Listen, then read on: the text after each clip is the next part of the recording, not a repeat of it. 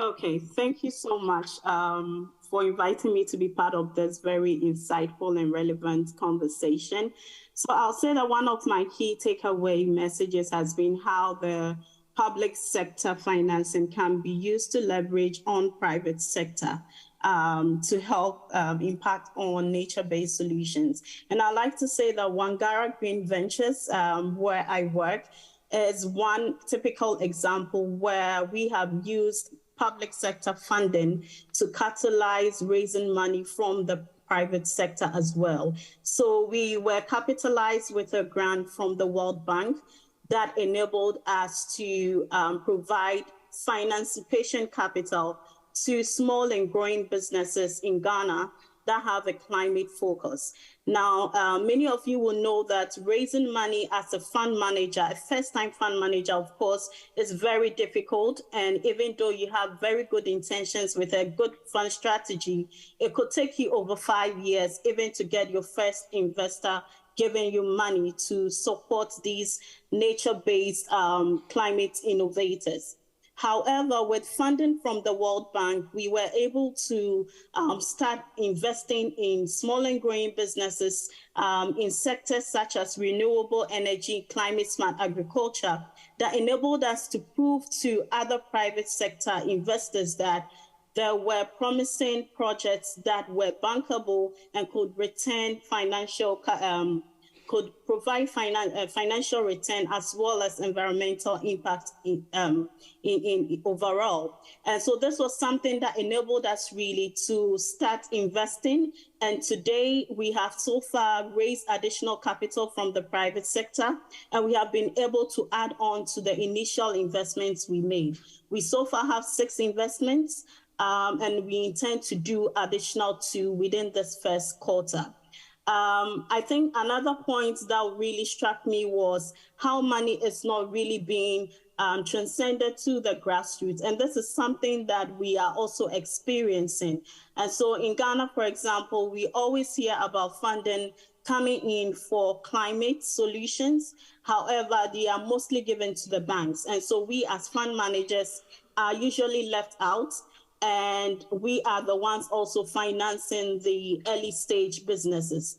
Now, you all know that access to financing it's really difficult as it is for every startup company, but it's even more difficult and challenging for climate innovators. And what we do as a fund is to help to bridge that gap by financing what we call the missing middle. And here we invest using equity and quasi-equity instruments in amounts between $50,000 to $500,000 in the first round, and we can follow on up to 1 million.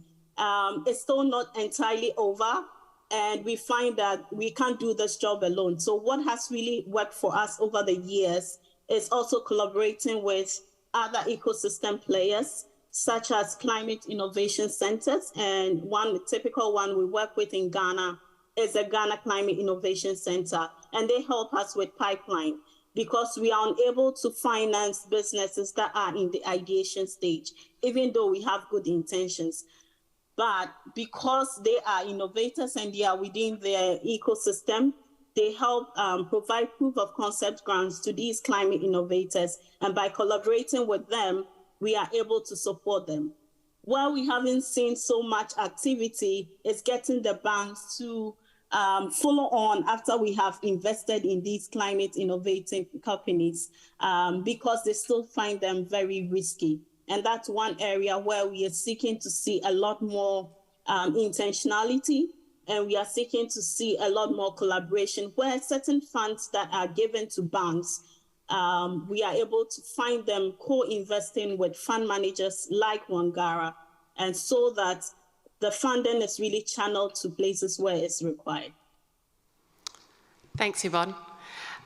Would you like to follow on from Yvonne, Tariq, and give us, your key takeaway messages from today's sessions and how a reflection on how that then relates to the work that you do in Bahrain? Yeah, fantastic, Yvonne. Thank you as well for sharing. Starting from the opening plenary to, I think, Tashka and Lara's blessing, what I've heard is that we need to do better at getting funding to communities who are doing the real work of protecting and tending to nature and with nature and as nature itself. And in our work at 3BL, we know that this requires embracing not just blended finance, but a blended systems mindset to investing. It requires funders to think of themselves as vehicles for building and sharing power with Indigenous networks. It requires patients and funders to think of themselves as instruments for racial equity. And it requires funders to rethink risk and portfolio construction according to the latest science on Earth system boundaries, where tipping points show that investments in the Amazon are only as effective as also investing in low latitude coral reefs or vegetation in the Sahel. And this science aligned approach is what I really heard today. And what's key to this systems approach is that it requires private funders to not outsource their sense of political agency to growth, which is that idea that growth and returns in nature investments will somehow solve all the underlying social, environmental, and economic problems that a single project investment is seeking to address, and that funders need to do the hard work of macroeconomic reform. They need to do the hard work of addressing interconnected systemic issues throughout the financial system. And whilst there's no magic solution, I think underlying all of the pitches that I heard today is not necessarily a request to invest in projects, but they're a request to fund and be partners in systems change. And for this to happen, funders need to realize that this is the field that they're actually in, and the paramount importance of investing in their own infrastructure and capacity to meet the needs of where finance can be most impactful. Yeah, thank you. Thanks, Tariq. That was very insightful, thank you. Back to you, Yvonne. Really building on the messages that you've already provided us, I'd like to, again, reflect on that experience and hear from you what your advice would be to investors from both the public and private sectors to assist innovative and startup businesses bring innovations to scale.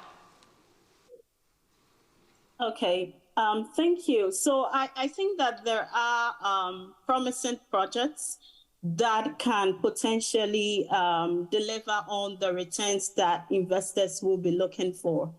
I do understand that perceived risk is different and is seen as differently from different investors, right? Some investors will place impact ahead of financial return. Others will also want to see it at par, whilst others will rate financial return above impact.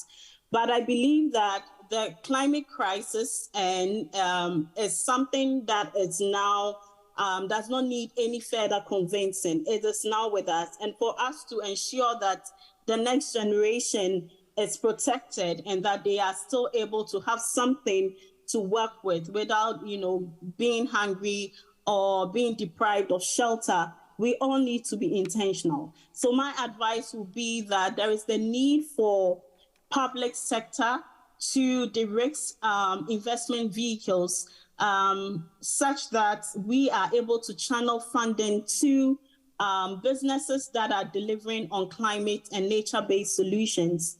Again, when it comes to the private sector, the whole concept of evaluating potential investment vehicles to provide financing needs to be checked again. For example, how you evaluate an emerging fund manager, there needs to be a systemic change. It's not easy to have an emerging fund manager who is supporting early stage businesses be ranked at the same rate as you want to see a well-established investment company. So I think that there's the need to review how we evaluate how businesses are to be funded. Some governments are doing better than others. So for example, I know, as the minister also rightly mentioned, in Luxembourg, there is a climate accelerator, which obviously we were able to be part of. And that was really helpful in helping us position ourselves very well to raise money.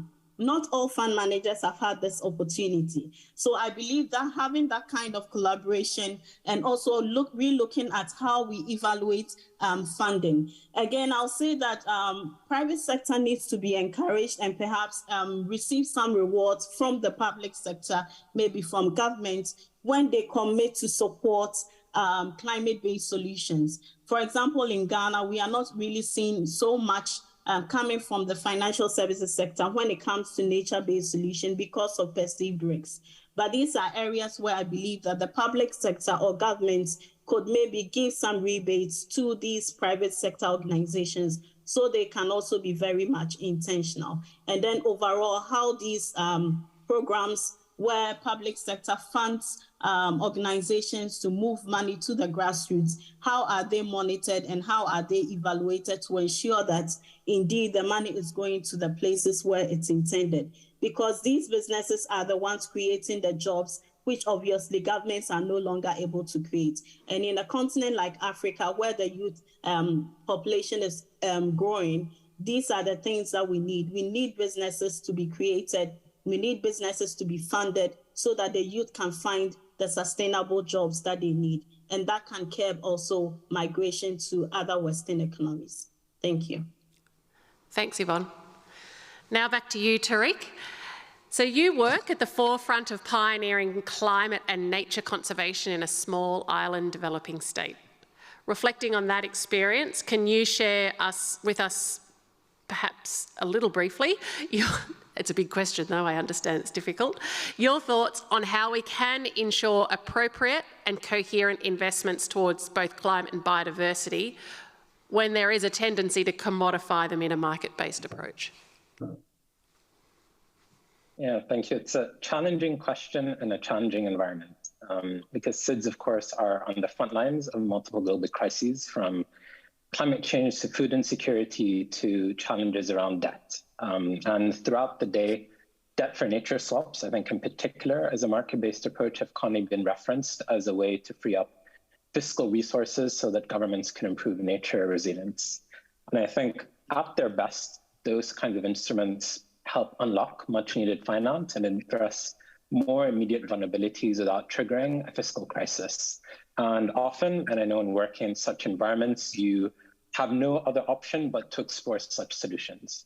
But at their worst, I think debt for nature swaps can exploit SIDS that are not responsible for climate change, 2, that have low degrees of monetary sovereignty, and 3, that have high external debts due to the cycle of climate disasters and the need to take on more debt to rebuild communities and natural infrastructures.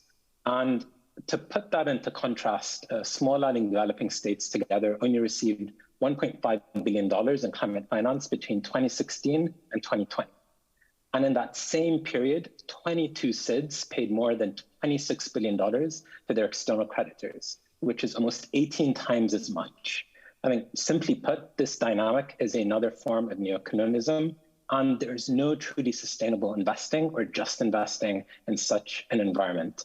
And I think that as we think around the future, what it requires is nature-based investing that considers multidimensional vulnerability indices, which take into account these dimensions to ensure truly inclusive, sustainable development and investing. Because when it comes to financing or nature-based debt relief, simplistic GNI measurements really unfairly lock out SIDS from accessing the funding that they need. And the creative solutions that we're forced to adopt are solutions that indeed, I think, threaten and build in more vulnerability in our systems in the very long term. Thanks, Tariq. I now bring you to the final question of this 6th investment case. We are running a little bit behind time, so unfortunately I am going to ask you to keep your answers succinct but impactful. So, and in doing so, I want you to think big. So we've heard a lot over the course of today, particularly about how hard it is to get money to the grassroots. So, if I gave you $100 billion tonight, how would you spend it so that at the 7th GLF investment case, you would bring us your nature-based success story? And I'm going to start with you, Tariq. The short answer is give it to Lara and Tashka and the Yamana people to have that embodiment. I think the longer answer is a lot of people have talked about what we need to achieve by 2030, which is approximately 2,500 days away.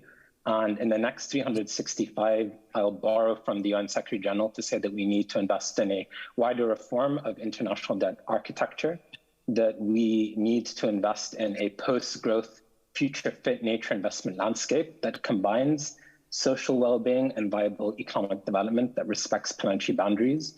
Regardless of the form of finance, from angel investing to blended finance, the premise and the underlying policy goal is economic growth. And we've heard from so many of those on the ground that that approach is simply not suitable for all contexts and environments. And we need to invest in serious research and investment into post-growth policy formation and financial systems restructuring, not put money there. Thanks, Tariq. And the final word goes to you, Yvonne. How are you going to spend your 100 billion? Wow, if you give me that money tonight, I'll be the happiest woman. And I'm sure my colleagues in Ghana will also feel the same. So definitely we'll fund the ecosystem for impact investing and nature-based solutions in Ghana. And that includes all players, right from incubators and accelerators to early stage fund managers and PE companies, because we need to have a continuum that is picking early stage climate innovators, nature-based solution innovators, and they will be accelerated before they are able to get to the point where they can raise money from venture capital and private equity companies and the banks as well. So definitely we'll fund an ecosystem that is growing in Ghana and Africa in general.